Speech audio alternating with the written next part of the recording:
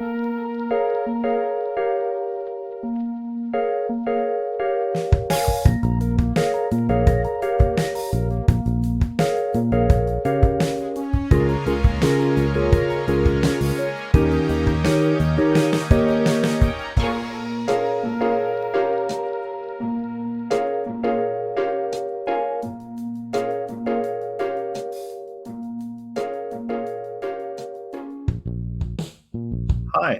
welcome to Force Trek, the show where I'm being forced to watch Star Trek and my friend is being forced to make a podcast.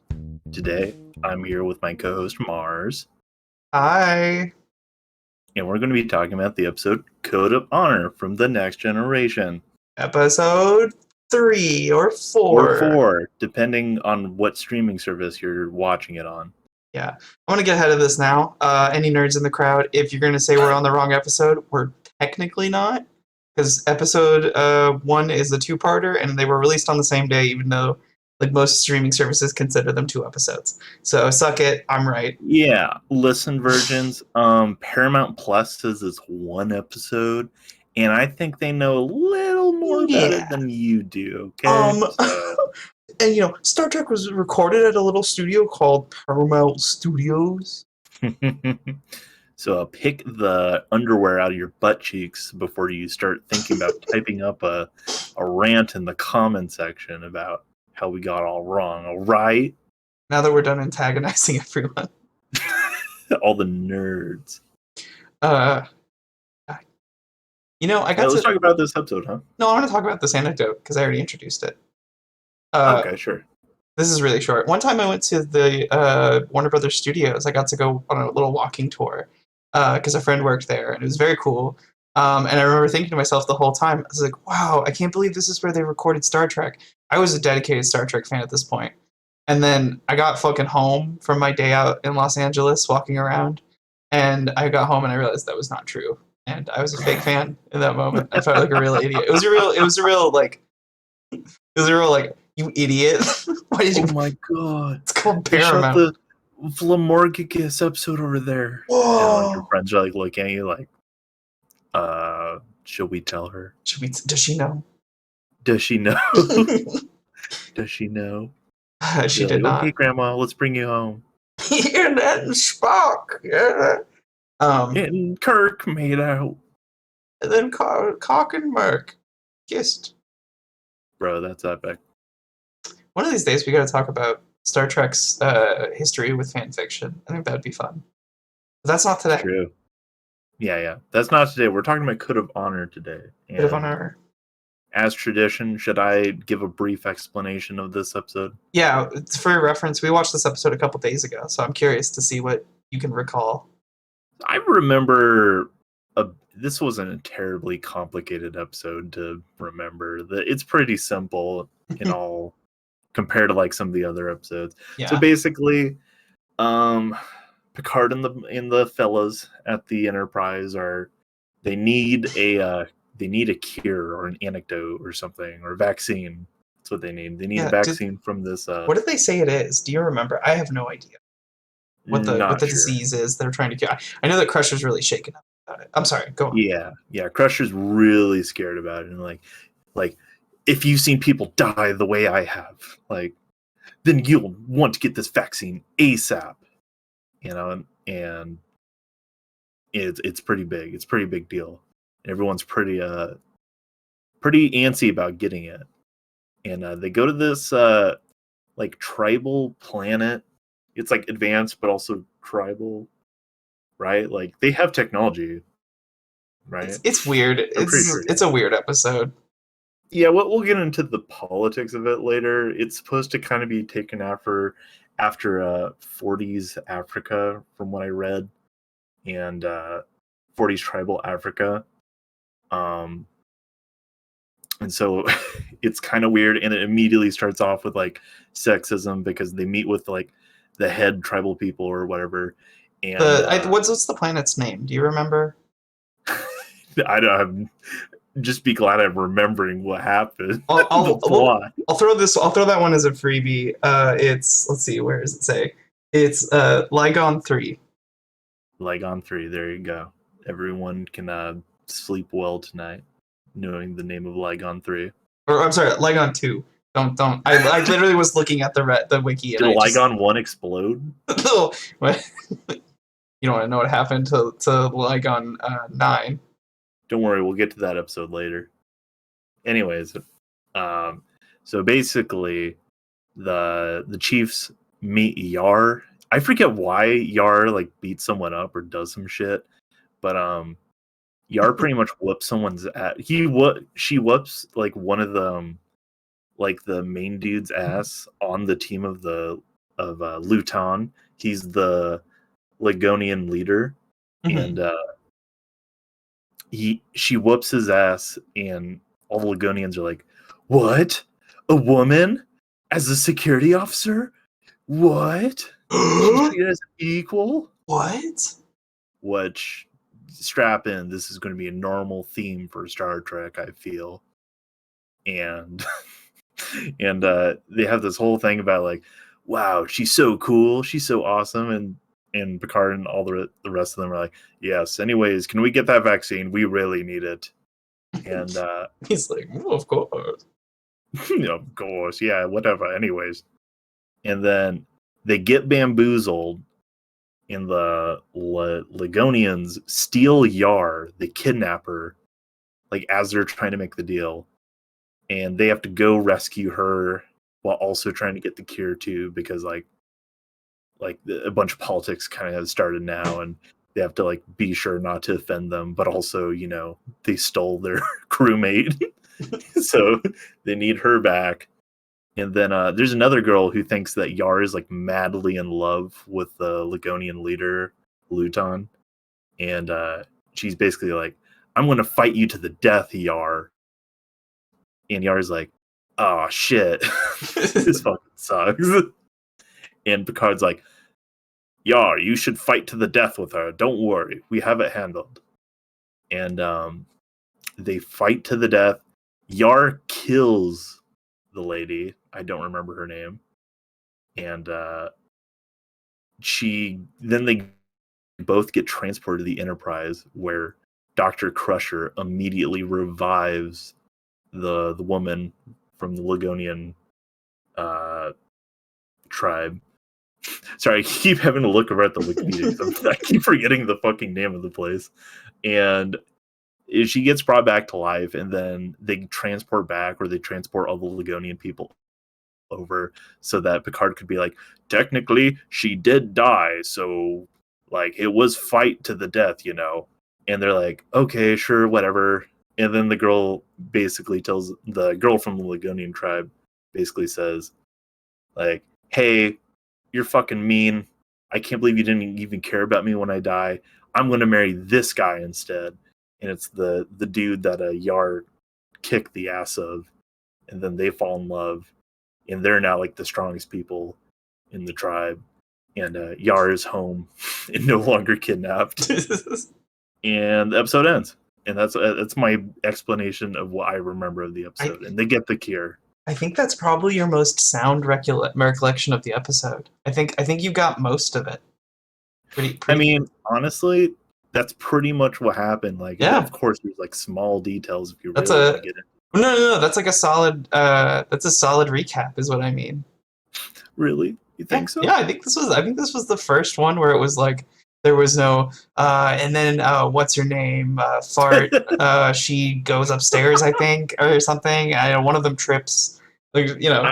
I'm proud that I remember Yar's name. That weirdly enough, she's really hard to remember the name of.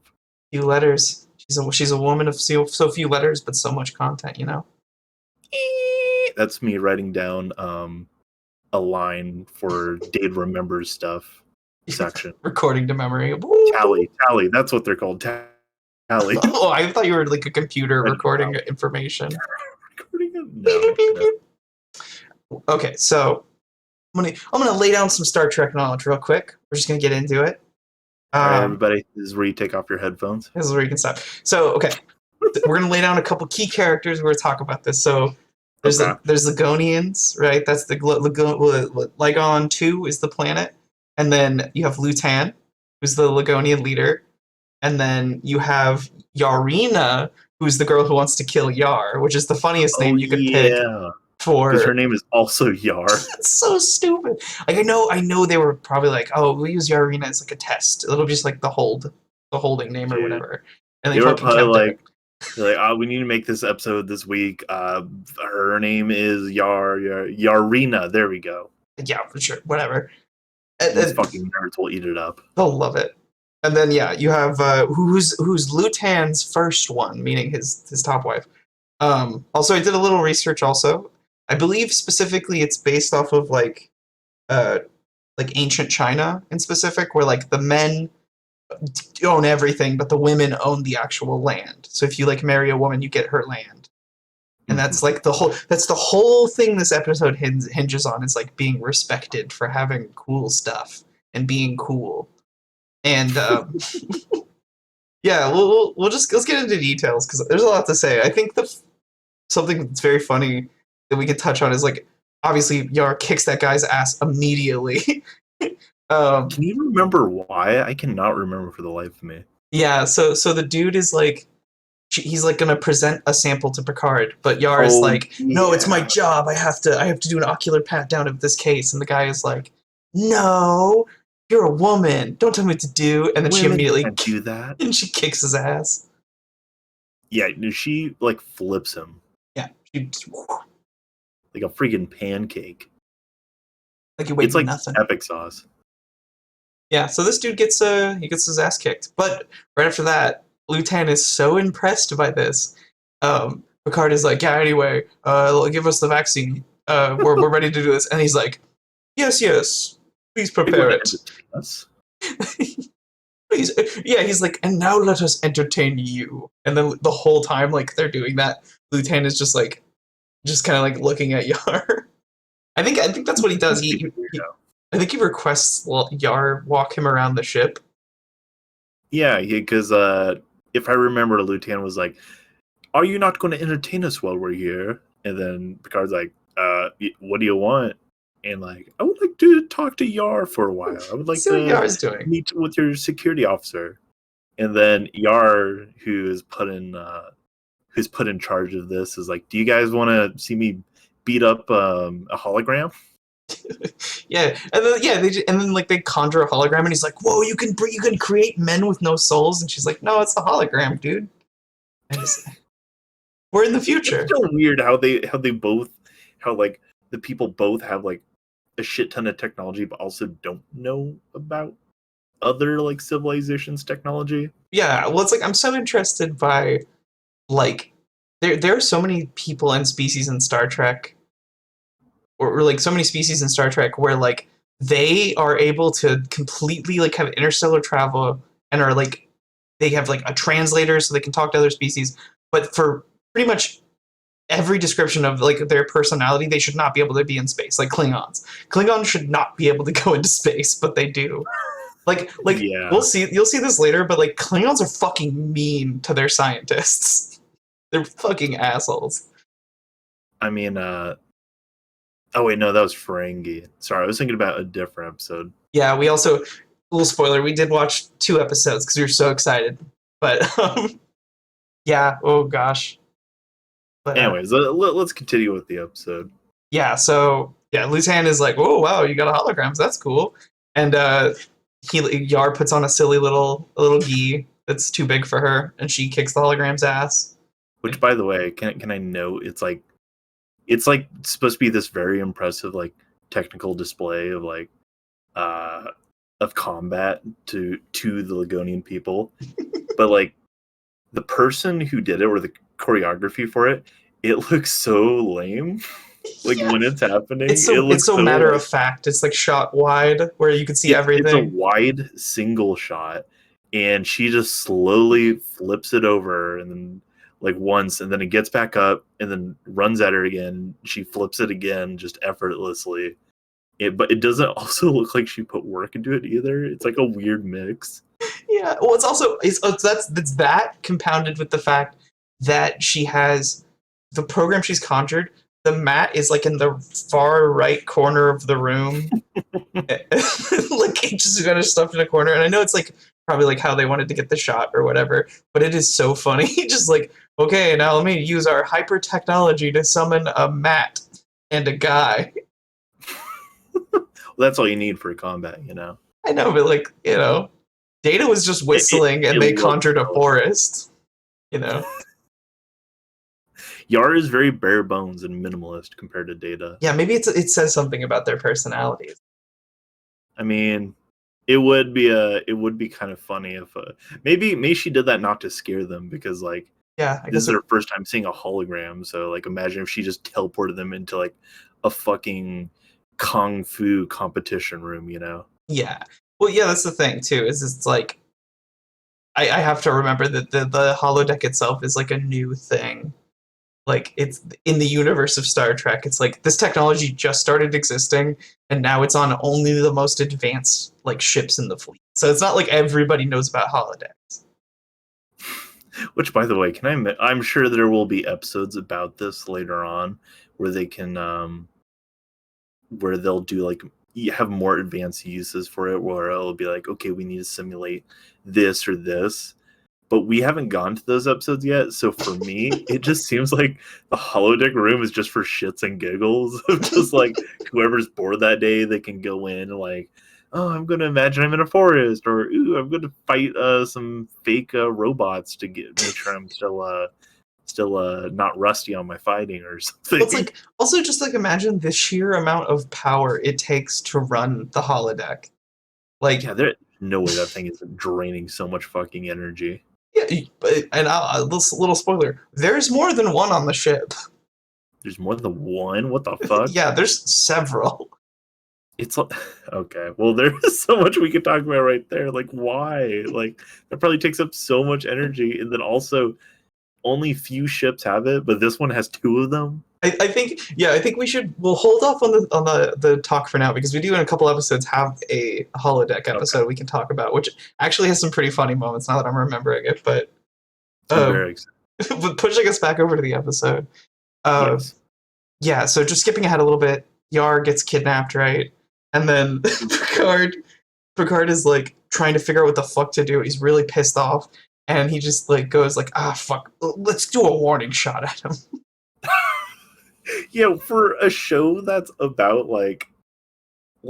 for a reminder for the people who forgot what happened in the first episode or didn't watch the first episode, like the big thing is Q talking about how uncivilized humans are and how they resort to violence at every like opportunity. And Picard has a big hissy fit about this and just absolutely is fuming at the thought of that, and is like, we are not savages, we are different, and like we are better than that. And like every episode, I swear to God, it could be the most minor thing, and there is always one member, if it's not Picard, who goes, why don't we just kill them? Why don't we just shoot at them? It's usually Worf, to be fair, but I'm not. Some other people, including Picard, have been like so quick to just say, let's shoot at them. Specifically, too, in this scene, Picard goes, he like calls up Lieutenant, he's like, what the fuck, you just took our officer, like what the fuck is wrong with you? And by our laws, you've committed an unfriendly act. And then Lieutenant's like, whatever, you're gay. And then turns off, and then he's like, you have to come and get her. And then Picard is just like so pissed off about it. After saying, you've committed an unfriendly act, he fucking shoots two like photon torpedoes to blow up above the planet to scare the shit out of them. Like, imagine you're a civilian, and you're just like out one day, you're just like getting flowers, or going to the market to get some food, and you just look up and you see like missiles and they explode in the sky above. Oh my god! Like there's no way we could have given a better warning shot, Picard. You know, that fucking scared the entire civilization on that planet. Like everyone's pissing their pants because there's fucking giant lasers coming for them. Yeah, like Beverly's like, hey, please don't fuck. We need this vaccine. Don't do anything to fuck that up. And then he's just like, fire missiles at them. Fire missiles Do it. for warning. Do it now. And Worf is like so ready to hit that button. Yeah, and then we also get to see in these scenes the primary purpose of Deanna in these early episodes, the woman who could read minds, for those who don't remember. she just kind of Picard just goes and asks her opinions. Like he's Yeah. just like vibe check, and then she goes and tells him what is going on, or she doesn't. One thing they don't make clear, and I asked Mars about this. I don't know if they make it clear in a different episode, but the thing I was confused about is why the hell is she on the bridge? Like, I know she's important to get an idea what the other, like, you know, the alien people are thinking, but I didn't realize that her range was that far. I thought it was like, she could feel the room basically. So it was like, I kept thinking, like, why is she on the bridge? What's she doing? Yeah, it's Just like hanging out as a friend. there definitely are episodes that kind of talk about it, but it's one of those things. What's like, how do all the aliens understand each other? Yeah, well, yeah. That's one of those things I can accept a little bit more, but the Deanna thing is very weird to me. What? Oh, by the way, I'm calling you out here. Yeah, what's up? I was like, what's her name? Is it Diana or something? And you're like, who? And I was like, who else like has a similar name to Diana? I don't know what you don't know. That's fair enough, but I mean, there's only one Deanna. That's right. You don't forget that. Oh, I was talking about Data. Oh my god, I feel silly. I mean, what if? What if that day I fucked up? Feminized Data, Deatra. Hello, deck. Load fem data. Hello, and it's Data, but with big boobs. Yeah, and nothing else has changed. Like just normal face and everything. Let's see, what do we got here? I'm just checking my notes, see what else we got in the old note All right. hole. Yeah, there's the scene where for some reason Beverly. Oh, I think this is Beverly coming to the. Oh, that's what happens after Picard fires the missiles. I think Beverly comes up the elevator, and then Wesley is in the elevator, and he's like hiding in the corner. Like, is that where this scene is from? I think so. It's from this episode because it's in my notes. And he's like in the corner of the thing, like hiding from Picard, and then like he comes onto the deck, and then like.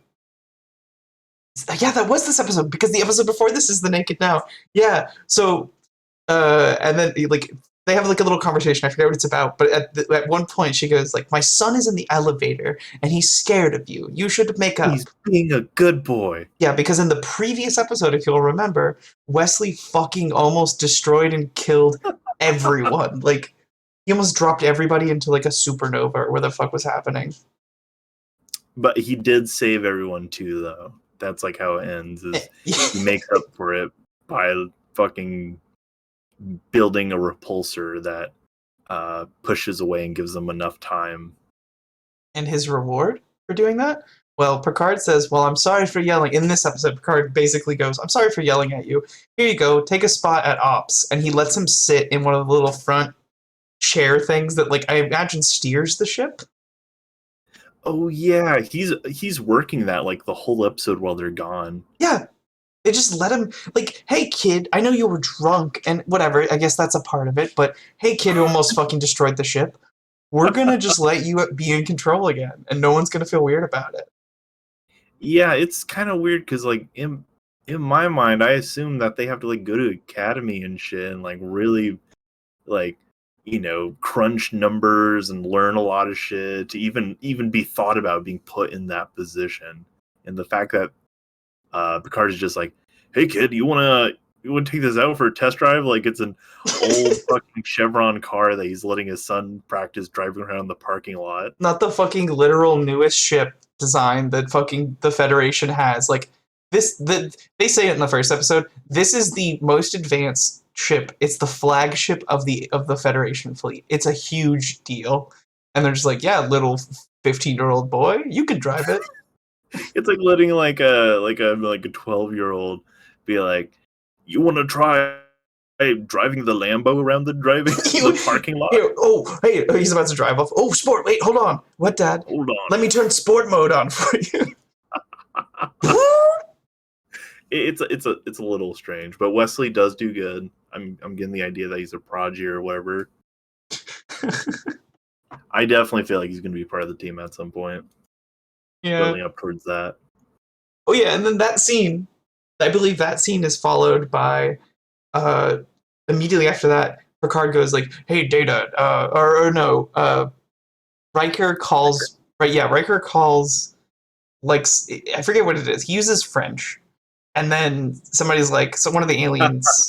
I know what you're talking about. Yeah, one of the aliens is like, "What does that mean? I don't understand that language." And then Data just goes, "Oh, the phrase comes from French. It's an old obscure Earth language." And then Picard, who's supposed to be a French guy, goes, he's like offended. He's like, "No, it's a proud language. Very well used." I believe what he says. He says specifically like, French has been like what is it? Oh, it's killing me. I know this quote. He's like, French has been like a symbol of civilization for like thousands of years or something, hundreds of years. Something like that. He's very proud of it and very offended. And then Data's just kind of like, "Oh, I'm sorry." He's like so embarrassed about it. Poor Data. Yeah, it is pretty funny that they keep like bringing up that he's French. He's just Picard is so angry at Data for which. I want to say this too. This also starts, and this is kind of something I don't know if I maybe want to point out to you, but there's an interesting thing they do in the Picard TV show, where like Picard really likes Data, but in the most of TNG and like especially these early episodes, Picard like kind of is like indifferent towards Data for most of it. Like he's almost literally irritated sometimes. To me, he seems like pretty indifferent to everyone except like Beverly. That's true. He's a career man. And sometimes Riker. He likes Riker a lot. He's cool, right? Him and Riker are pals. They would smoke weed together. They would.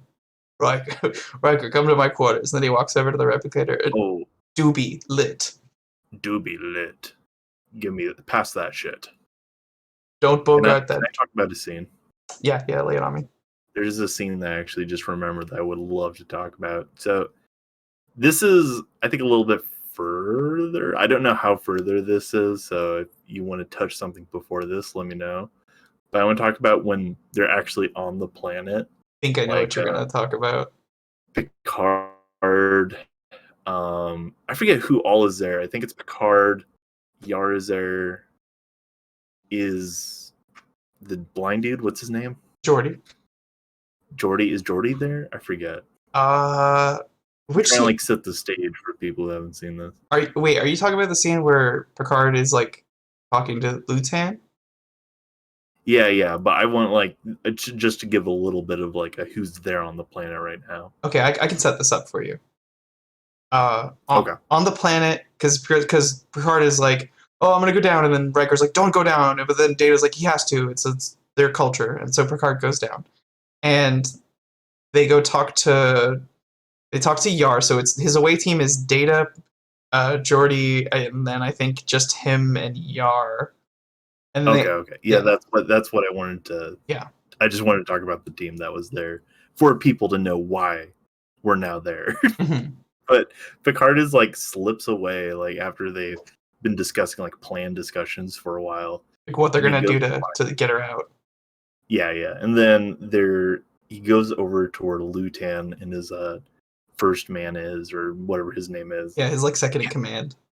Yeah, and they're discussing shit in the room, in the big throne room. And like you should marry the first woman. She's cooler and she's really nice and she smells good.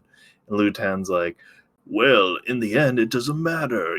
I'll win either way. Ha ha ha. And they're all like laughing. And then they hear Picard come in. They're all secretive.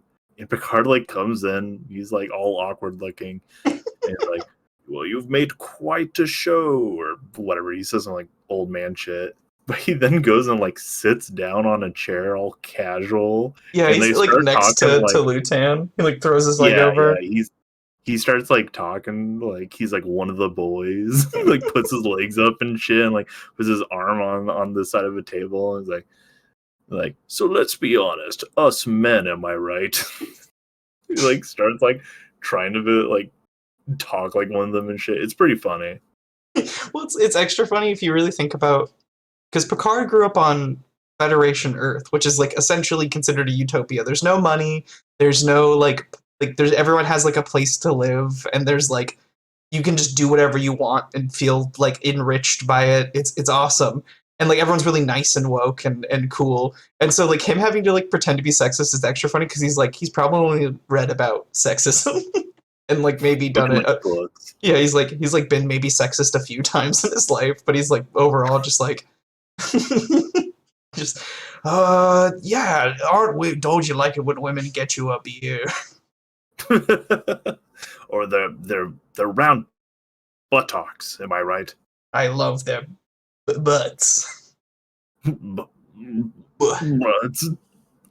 Yeah, you didn't skip too far either, by the way. The only thing I have in my notes before literally what you said, Picard pretending to be one of the boys, the only thing before that is women being manipulated by men liking them. Because Yar is almost willing to marry Lutan because Lutan is literally the leader of a whole planet. And he's pretty good looking. Yeah. I think she knows that. And then Deanna's like, are you only into him because he's like powerful? And then Yar's like, maybe a little. And she's like, don't do that. And then Yar's like, oh shit. What else? The next note after Picard pretending to be one of the boys is cinematography continues to be like porn.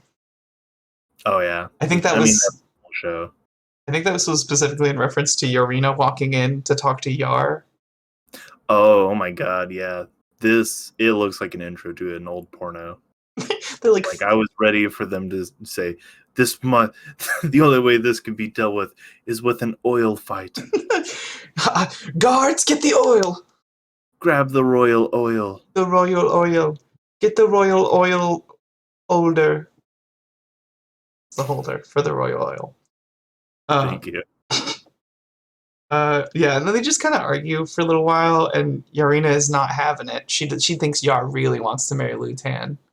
Oh yeah, she's so pissed. That actress is like acting for her life in that scene. And then they like, I think a little later they like are like on like a balcony or somewhere, and they're like looking over at the arena that they set up, and Yarina is wearing this like glistening, glittery onesie, and she's got this crab hook with spikes on it on her hand, and she's just swinging around. Okay, I should describe this. There's a structure, and it's this It's like a pyramid. It's a pyramid, but with like steps.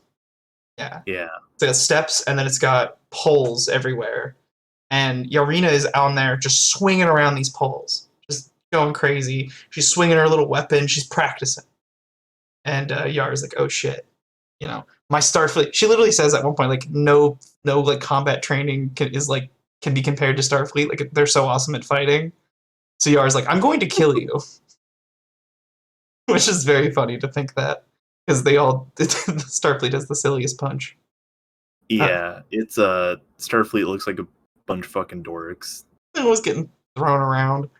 All right. There's been no point where I've seen Yar fight, or practice fighting, where I've been like, oh. Holy shit, she's the strongest person in the universe. But we just kind of have to accept that. Well, it's weird too that like they just are like, she knows Aikido. Look at her do her cool Aikido moves, and like it doesn't look like she knows how to do them. But that's fine. It's TV, whatever.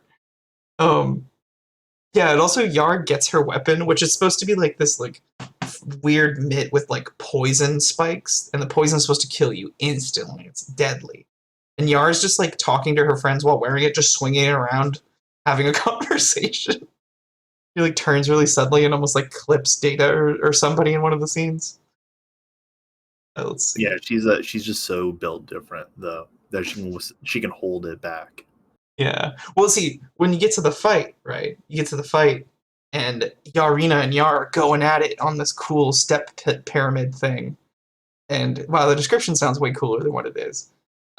If you haven't seen this episode, please. It looks so fucking lame. Yeah, Google Code of Honor. I don't know, battle arena.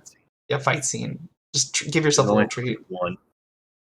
It's so crazy. But yeah, and then at one point I think they like somebody's glove gets knocked off and it goes flying and it hits. Which, by the way, everyone in the crowd is watching this life or death fight. Like I have this in my notes. Everyone's watching this life or death thing, and they look like they're at the park watching someone play music. Well, it's probably like so common there, you know. Yeah, but like probably like happens every other week. Do you think they have like a storage closet and they like two guys get told, they're like, hey, get the death arena out, and they're like, okay, and they're screwing the poles together.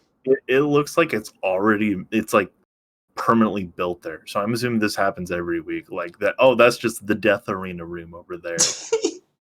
And like, yeah, I'll go check it out, babe. Yeah, if you want to come later, that's awesome. Like, I'll meet you there. I'll probably be on the left side. I have tickets to the death arena this week. Yeah, did you hear that Melina and Goris, they're gonna fight this week? Apparently it's something over land disputes. I don't know. Sounds saucy. I hear she's gonna divorce her husband. But yeah, during that scene, I think I know what you're going to talk about. Could I talk about this part? Yeah, I may have already spoiled it, but go for it. Yeah, I want to talk about more in detail though. No, go for it. This is all yours. The glove gets thrown, and it just fucking hits this guy who's like in the front row. Like, I guess there's only one row, but still, it just scrapes. But the scrape on his chest looks so minor. Like, it looked more like it bonked him more than anything. It didn't even look like it didn't look that brutal. It just looked like it tapped him, then fell, and then you see like a couple dots of blood on his chest, and he like screams out like, "Ah!" Like, and then he just dies instantly, and they like carry him out, and then the fight is just continuing like nothing happened. Yeah, and it's just like everybody's like, well, that's what happens, you know, when you come to the death arena. Which, by the way, normal. If I went to the death arena, and that's the other thing, if I had tickets to the show, I would definitely bring like a blanket or something, you know, just something instead of just being shirtless. Yeah, it seems rather dangerous. Yeah, I would just maybe some plexiglass for the crowd, like hockey, would be good. I really feel like there needs to be some regulation in the death fighting. Yeah, for a spacefaring civilization that can design vaccines that are extremely useful. So advanced that they're the only people that the Starfleet can go to get it. Yeah, because Starfleet said we can't manufacture it, we can't use replicators because it's too unstable if we try to replicate. These guys are they have the only plants and the combination of things they need. And that's fine, but it's very funny that there's like no public precautions to people getting killed in the battle arena. Isn't it kind of ironic too that if just Yar wasn't there, there would be no episode? It would just be like, here's vaccines, thank you. Okay. Yeah. This is what's called a Prime Directive episode, or at least it's like a kind of a Prime Directive episode, where they're not allowed to like fuck with another planet's culture. They have to respect it. Because I think at one point Picard literally goes like, "Yeah, we could fucking blast this whole compound to hell if we wanted to, but we can't. It would be fucked up." I want, like, what I hope for so much is that in a couple episodes, Q shows up and reveals he's been watching like this whole season and been like, bro, what the fuck? Like, this is worse than I thought. You guys really fucking suck. Oh wait, well, there's some episodes I can't wait for you to see. Yeah, there's so many good ones. There's every time we have a conversation about Star Trek, I think about more Star Trek. It's an Ouroboros of Star Trek. It's a Staro Trekos. That was the other name we had for the podcast. Yeah, but we thought this one was a little catchier. Actually, the first name for the podcast is so funny. Because it was so long. I mean, it's what I say at the start. Yeah. I'm being forced to watch Star Trek, and I'm forcing my friend to make a podcast. But you can't even abbreviate it, Snappy. Yeah, that's the technical name in Spirit. That's what it's actually called, but we just call it Force Trek for you normies out there. For you people who aren't ready for the real title. And also, YouTube can't fit that when you make a YouTube channel. Yeah.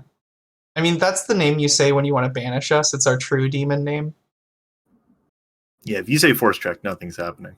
Yeah, but if you say those words in that order while playing Metallica backwards, we'll be sucked into a portal. Do we have any more notes on this episode? Yeah, because the episode isn't over. We're not done describing it. I mean, we described it, but we're not done describing it. True, but is there anything interesting else? Yeah. I can't remember ending? There actually is. There's a really good ending scene. Okay. I would love to hear.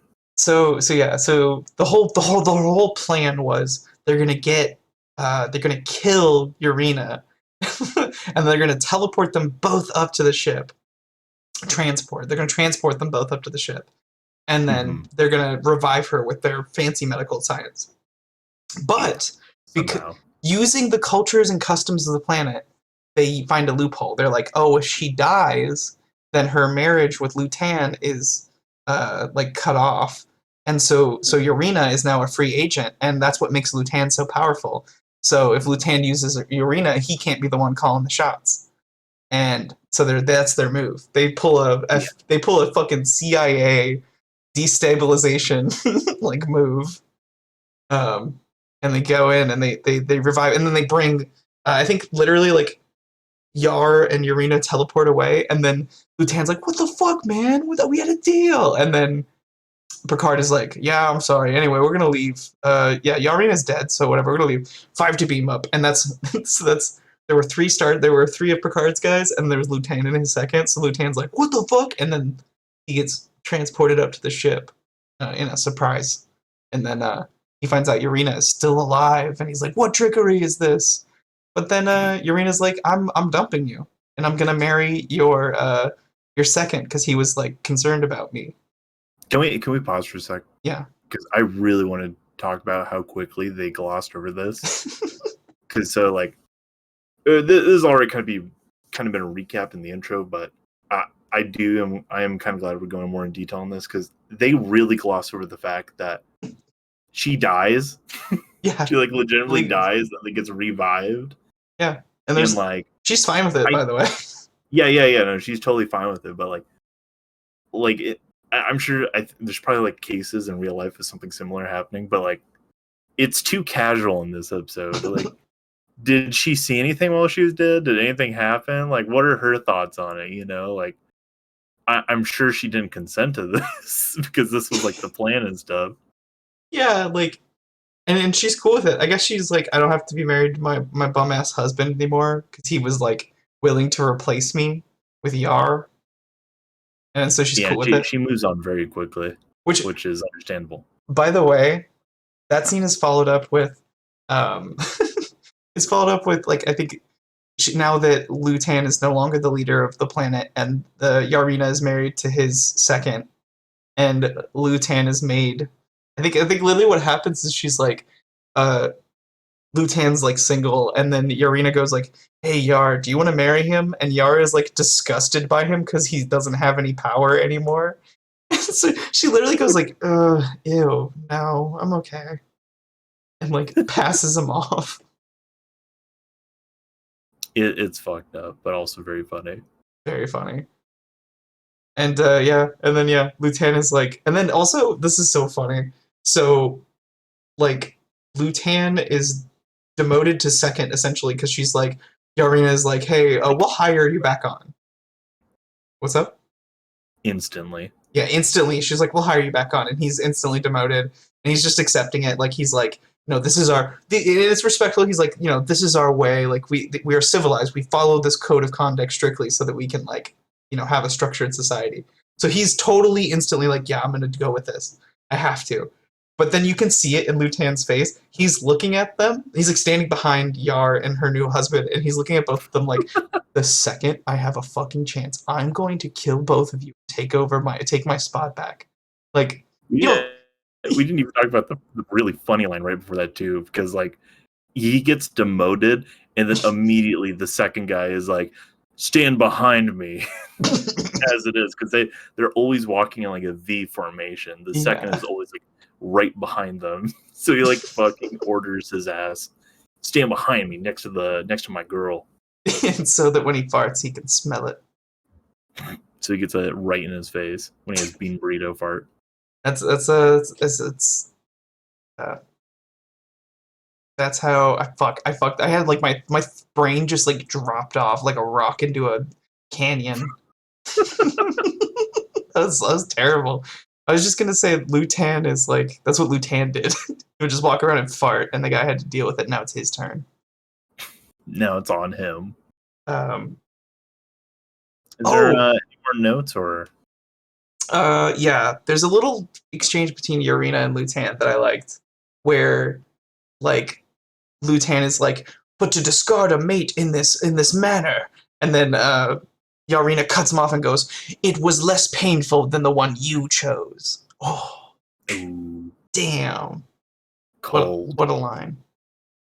That was a pretty good line. They were probably high-fiving each other in the writer room when they thought of that one. Yeah, that was everyone gets a little Dr. Pepper from the Dr. Pepper machine. They all toasted and like, we did it. We're progressive. Another great episode. We did it. We made a whole alien planet based after African Americans where they're sexist. Yeah, like it's African culture. It's like African, but also Chinese culture. It's Star Trek Well, is I'm reading interesting. specifically here, and the writer specifically describes it as 1940s tribal Africa. Well, see, that's interesting because Wikipedia on the plot description it says, Well, ancient China. I don't mean like. I'm not talking about like. No, I don't think you are. No. I mean, I'm saying they're just applying random cultures together. Yeah, as I was gonna say, that's sort of Star Trek's thing. Mm-hmm. They do a lot of like, this is an alien culture, and then it's not. It's just a real culture that they made alien. Like, yeah, they don't even they really try. These guys just look exactly human. Yeah, well, that's the thing. It's so funny. Is like I feel like those first 3 episodes are not a good sample of Star Trek TNG. I feel like it really like takes a minute, and that's fine. That's like a sort of a tradition with Star Trek shows where the first season's not so good, but Yeah. Yeah. Well, this was an episode. Any final notes before we get to review and future what's the word? Future predictions.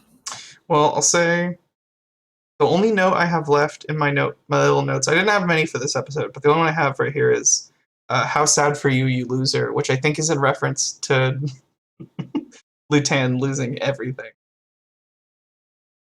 And that's it. Yeah.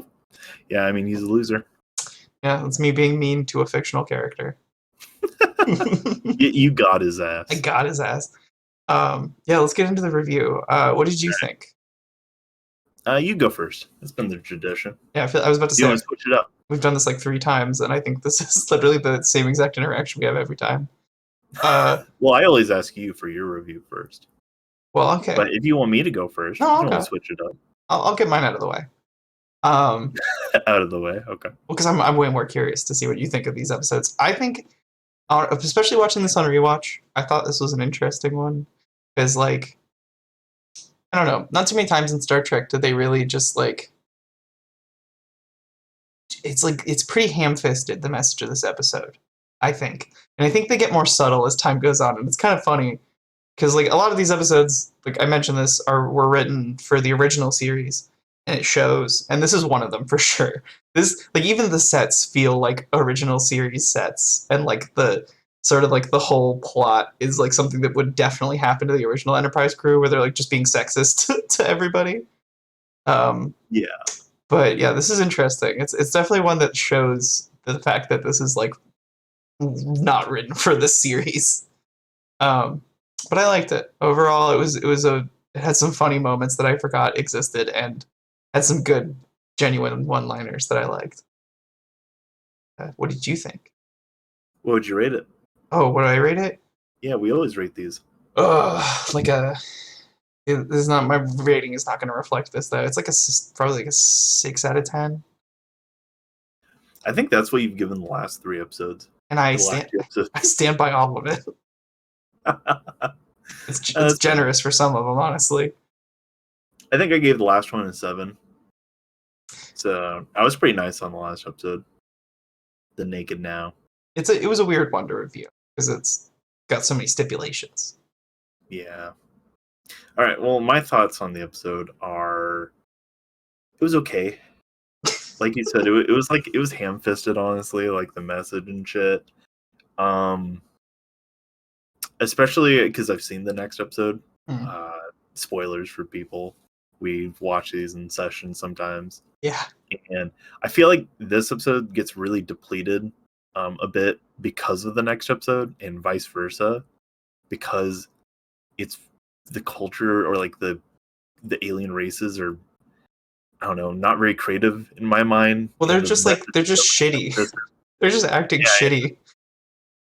Well, yeah, I've always kind of heard of Star Trek as this like intelligent show, and so kind of seeing that like the message here is don't be sexist. It's like really like, wow, okay, cool. We really need this, huh? Well, that's the funny thing.